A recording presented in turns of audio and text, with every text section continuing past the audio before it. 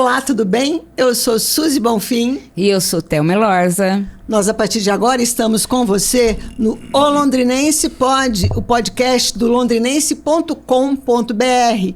Um espaço para especialistas e convidados em diversos assuntos. Uma conversa direta, com conteúdo de seu interesse.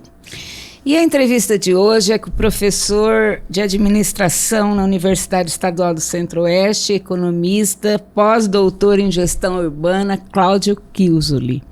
O Cláudio, eu conheço ele há muito tempo, ele manja muito de economia. E foi assim que a gente se conheceu, quando eu ainda trabalhava no JL. Sempre que eu precisava de um especialista na área para destrinchar alguma coisa de economia, eu buscava o Cláudio. Quando eu lancei o Londrinense, eu queria uma coluna de economia, mas não uma coluna de economia tradicional. Eu queria uma coluna de economia voltada para assuntos do seu dia a dia, né? Que o leitor pudesse entender a economia na prática. E a primeira pessoa que eu pensei foi com o Cláudio, e ele topou fazer essa coluna. E aí hoje nós vamos falar sobre um pouco da coluna Seu Dia a Dia no londrinense.com.br. Cláudio. Olá.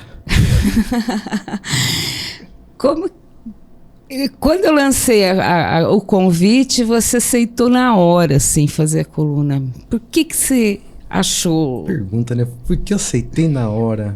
Mas foi difícil, assim, foi né, bem assim mesmo, Suzy. Eu não falei, pensou duas vezes. Quer fazer uma coluna de Sou de prático, economia? né? Cara, gostei. Bom, mas primeiro não precisa nem falar, né? Até quanto tempo, né? Quando ela ligava para mim online não, nem online, nem tinha nada disso.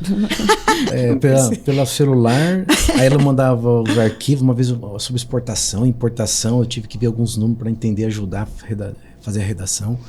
Então começou lá atrás, e faz um bom tempo. Então a gente sempre se cruzava e tal. Quando eu fiquei sabendo que ela tinha, né, tem, né, o jornal, eu falei, poxa, que bacana.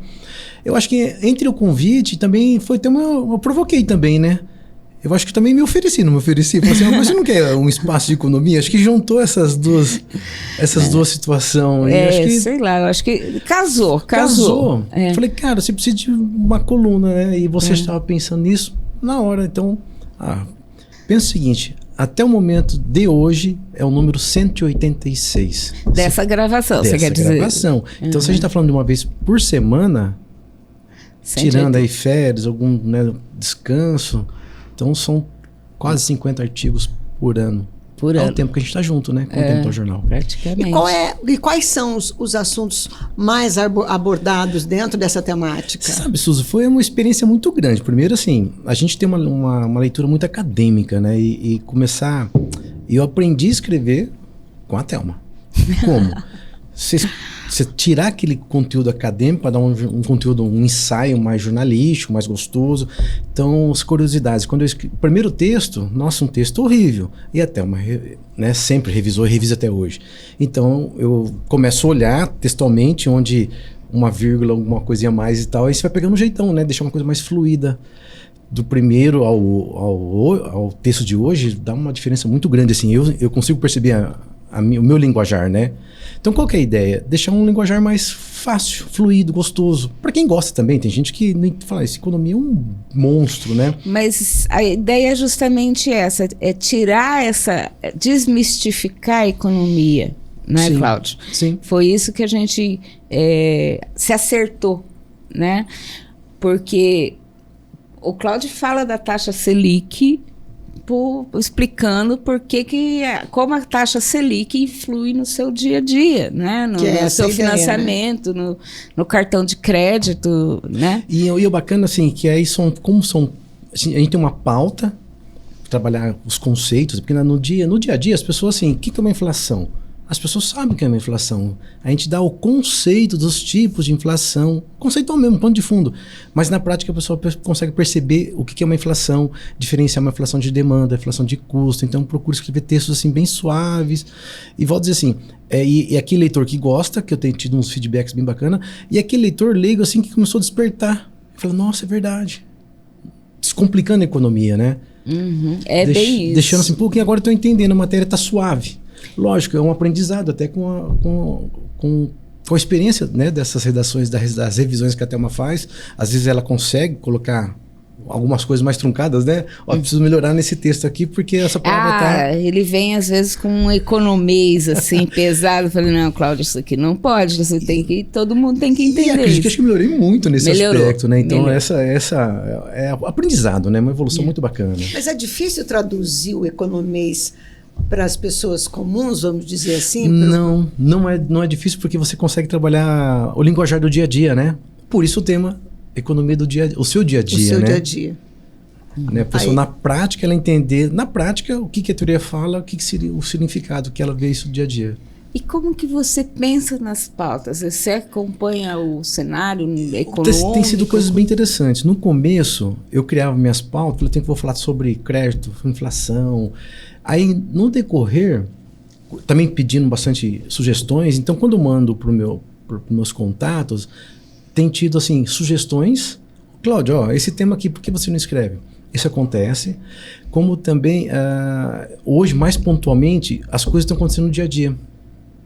Ainda mais agora, né? Toda semana está acontecendo algum momento de assunto econômico que eu tento trazer e falar sobre a questão, por exemplo, agora, assim, arcabouço fiscal. O que é isso? Qual a relação que tem com taxa Selic e tudo mais que o governo está implantando?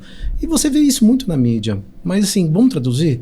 Então, a gente tenta escrever de uma maneira que a pessoa entenda essa relação.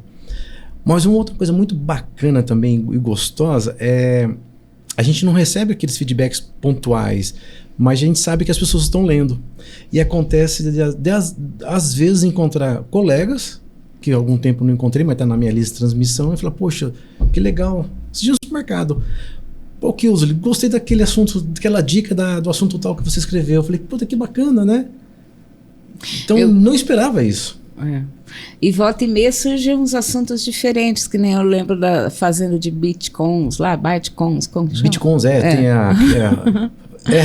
foi a um fazenda assunto do Bitcoin. Assim, que eu achei super diferente, que achei podemos voltar numa próxima coluna. E são coisas pontuais que acontecem. Eu tinha tenho um amigo que criou uma farm. Falei, cara, como é que é isso aí? É uma portinha onde tem várias placas de vídeo. Ele começou a minerar Bitcoin. Na verdade, era moeda, acho que era Ethereum. Eu falei, cara, eu preciso ver. E aí eu fiz uma entrevista com ele, roteirizei, e inclusive tem a foto, né, dessa fazenda, né, que são placas de vídeo e tudo mais, ele minerando. Então é uma coisa muito nova, né? Muito. E o pessoal gostou, assim, nova e diferente, porque assim, a gente não entende nada disso. Então a gente vai aprofundar esse assunto e realmente foi bem bacana. E, claro, era um ciclo, era um momento, né, das farms, né, de bitcoins. Hoje não se fala tanto. Mas funciona ainda essas farms? Ainda funciona, mas tem ciclo, né? Na época estava dando muito dinheiro. Hoje talvez, não sei, talvez menos para quem está garimpando, né? Que tem a taxa de retorno e tudo mais. E o pessoal estava vendo como investimento mesmo. Ô, Cláudio, nesse tratamento de assuntos da economia do dia a dia, inflação é a coisa mais comum para a gente quando vai no supermercado. Mas, além disso, o que é desse dia a dia que as pessoas não percebem e estão influenciando diretamente no bolso de cada uma? Nossa, é muito amplo, né? E, por exemplo, eu vejo assim, feedback. Cláudio, gostei quando você falou sobre investimento. Às vezes tem um aluno que fala, professor, eu tenho um valor X, o que eu faço? E às vezes a procura tem sido até derivada de ter acesso à coluna, né? Claro, falar em investimento é uma complexidade bastante grande, né? Você tem os padrões tradicionais de banco, como você vai para a corretora de valores. Então tem assim muita essa carência das pessoas saberem como aplicar seu dinheiro, por exemplo. Saber como administrar o seu dinheiro. Né? Se eu ganho 10, eu tenho que gastar, não posso gastar mais que 10. E não é o que acontece. Não, em tese, assim, mas as pessoas às vezes gastam, e quando ela coloca no papel, ela percebe que ela está gastando desnecessariamente, por impulso. Aí são outros fatores, né? Como tem gente que ganha 10 e gasta 15, tem que fechar essa conta. Então essa educação financeira, já escrevi sobre isso também, isso vem de casa, a gente tem que se reportar, simplesmente colocar numa planilha, num papel mesmo, o que gasta, o que entra, quer dizer... Claro que ninguém não está sobrando dinheiro, mas essa educação financeira, esse pensamento é uma coisa que vem lá de berço, né? Pelo menos eu lembro, carrego isso muito de casa. Então eu vejo assim que tem essas carências das pessoas falar, poxa, o que eu faço com o dinheiro que sobra? Que bom ainda que sobra. Que dinheiro que sobra? Mas para alguém tá sobrando alguma caquinha, né? O que é dinheiro que sobra? Acho que para alguém, muito pouco alguém, né? Tem muito poucos alguém aí sobrando. Aí é onde o conceito assim, mas pô, não tá sobrando dinheiro. Mas aí você tem uma série de conceitos que explica isso daí. Que a inflação corrói dinheiro. É aí que eu queria chegar. A não reposição de um salário também faz perda salarial, então quer dizer, o poder de compra cai. Então na prática as pessoas percebem quando vão no supermercado. Falam, mas como que faz uma inflação vira 1% ao mês se lá no supermercado aquele produto dobrou 20%, 30% muito mais cara. É que assim, aí é o conceito, a inflação é uma média ponderada de preço, tem pesos, vestuário tem peso, comida tem peso, transporte tem peso, né? E tem inflação Londrina, tem inflação São Paulo, tem inflação Curitiba, então tem inflação de serviço, tem inflação de produto, tem inflação de comida. Então, assim, é muito variado, né? E o índice de inflação é uma média ponderada de vários fatores, né? E, claro, é muito técnico e as pessoas não vão entender. Difícil, porque na prática a gente vê que lá na ponta não é isso, né? Agora, você falou em educação financeira, uma coisa que vem de berço, vem de casa, e parece que isso não está funcionando muito bem para a grande maioria dos brasileiros. Há um índice de endividados muito grande.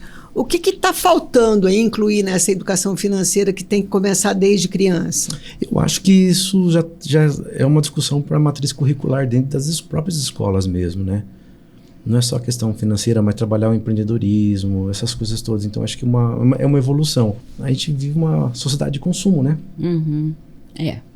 Então, eu quero te dar crédito. Mas não tenho dinheiro agora. Paga quando puder. E assim vai. Se a pessoa compra e sabe que paga quando puder, é o que acontece. Né? Ele vai pagar quando puder. E as pessoas estão vendendo e vira uma bola de neve. Agora, se eu consumo e eu tenho consciência que eu tenho capacidade de pagar aquela prestação, independente do valor, tudo bem. E isso é cultura. É um hábito. Ou também até uma forma de disciplina, né? Saber que eu posso consumir, que acho que tem que consumir mesmo. A economia vive disso, mas eu uso muito meu filho a palavra parcimônia. Eu consegui explicar para ele o que é parcimônia. E ele entende? Entendeu. Que ótimo. Meu filho, o que é parcimônia? Então, consumir com responsabilidade, gastar com responsabilidade. Por isso, eu trago isso muito para dentro de casa, né? Entendi. E é uma palavra difícil, né? Sim, com certeza. Não, se você fala de educação familiar, se o pai do seu filho não teve essa educação, como é que ele vai passar para frente? Exatamente. E a gente não está discutindo assim quanto ganha ou quando ganha. Tem gente que ganha muito e não sobra nada. Não é questão de renda, é questão realmente de hábito mesmo, de disciplina. Não estamos falando de questão de valores. É hábito mesmo. E a economia do dia a dia é tentar dar essas pequenas dicas, essas ajudas. Claro que são conjecturas só, né? A gente está só dando essas ideias de poder colaborar com alguma coisa. Se alguém aprender alguma coisa lá, saber lidar com parcimônia, né? Consumir com parcimônia, se aprender isso já está valendo a pena. Né? Então a gente coloca uns termos diferentes, tirando economias para a vida das pessoas do dia a dia. Exatamente. Acho que aí o propósito do jornal fecha bem, né? Eu estou focando muito assim, assunto da semana, então eu paro um dia, pego o que está acontecendo, mas acho que é uma evolução natural, né? Mas no começo talvez eu tive mais dificuldade de pauta. De pauta, assim, o que deve ser legal? Né? A gente fica no feeling, né? Mas a gente trocava bastante. E aí eu perguntava muito para você sugestão de pauta, e você me ajudava muito no começo. Mas eu não tive o assunto. Talvez assim, não vou falar em assunto, pesquisar sobre aquele assunto, aprofundar. Mas como não aprofundava tanto, então as pautas fluíam com muita tranquilidade, uma vez que tinha um assunto para... Nesse sentido, a gente está numa fase de transição, muita expectativa. O que você imagina que vem aí de assunto para você ter que comentar, vai fazer parte das colunas aí no Londrinense daqui para frente? Para escrever sobre economia, tem um monte de variáveis e não dá para desassociar discussões políticas. Não entrar no tema política se é A ou B, mas a interferência de uma gestão política na influência econômica. Então, por exemplo, a gente tem um governo que está falando em gastar. Mas essa conta tem que fechar. Aumentou de 23 no Ministério para 37. Não importa se está certo ou errado. Mas aumentou a despesa. Essa conta tem que fechar. Onde vai pegar essa conta? Tem que aumentar a receita. Como aumentar a receita? Mais imposto. Ponto. Esse é o raciocínio lógico que eu entendo. Tem que fechar a conta. Então, e o preço cai em cima pode gerar mais inflação, mais tributo. E aí a discussão do juros. O juros não caiu. É um banco central autônomo, independente, desassociado da questão política, e tem uma pressão política de baixar. Mas não pode baixar os juros, porque a inflação pode voltar no curto prazo. Não é assim, não posso pegar de 13, está alto, 13,75 é alto, mas se baixar para 12, o efeito de inflação a curto prazo pode vir a reboque. Entendi. Então, é essa situação que da política que interfere na economia. Não tem como isentar esse comentário. E claro, nos meus textos, esses últimos aí, principalmente esse ano, eu tenho dado essas ênfases, né, de juros, inflação, né, despesa. Talvez seja uma tendência de começar a escrever em função do que está acontecendo no dia a dia mesmo, o movimento da economia. A gente tem que entender que essa economia que se fala também desse dia a dia, ela sofre interferências de um mercado mundial. Também. É uma guerra que está acontecendo, o governo da China com determinadas decisões, o governo dos Estados Unidos com outras decisões, e nós aqui, que somos grandes exportadores de commodities, acabamos sofrendo... Não, Suzy, você ponderou bem, eu estou falando interno, mas a gente sofre pressão externa e muito grande. Do combustível, que aumenta, do petróleo, da própria guerra da Rússia e Ucrânia, quer dizer, da inflação nos Estados Unidos, que aumentou o juros nos Estados Unidos, impacta aqui no Brasil. É globalizado. Cara, é globalizado, não é mais interno, né? Uhum. Então, é uma soma de fatores. Então, assim, realmente dá muita pauta, né, daqui para frente. Tem muita pauta para isso. E voltando assim, para escrever de maneira muito sutil, tranquila, com uma linguagem gostosa, do pessoal entender. Até quando eu mandei assim, esclarecedor, é gostoso ouvir isso. Uhum. Você tem esse feedback, esclarecedor, tá claro, gostei. Isso te dá condição de falar, pô, legal, acho que estou no caminho certo. Lógico, sempre ressaltando a parceria com a Thelma no sentido, da revisão dela é muito importante para mim. Esse crivo, né? Para eu entender assim, então tá fácil, né? Passou pelo crivo jornalístico, né? Vai mais tranquilo para frente. Bom, essa foi a entrevista com o Cláudio Kilsley. E a gente tem assunto e tem mais assunto, mas vai ficar para uma próxima. Acabou. Vamos lá. Corta aí. Obrigada pela presença, Cláudio, foi um prazer. Foi fantástico. Agradeço você aqui no Londrinense Pod, o podcast do Londrinense. Suzy? Cláudio, muito obrigada pela sua presença, como convidado aqui do Londrinense Pod. A gente espera você numa próxima. Nós ficamos por aqui. Acessem olondrinense.com.br, acompanhem nas redes sociais e até a próxima.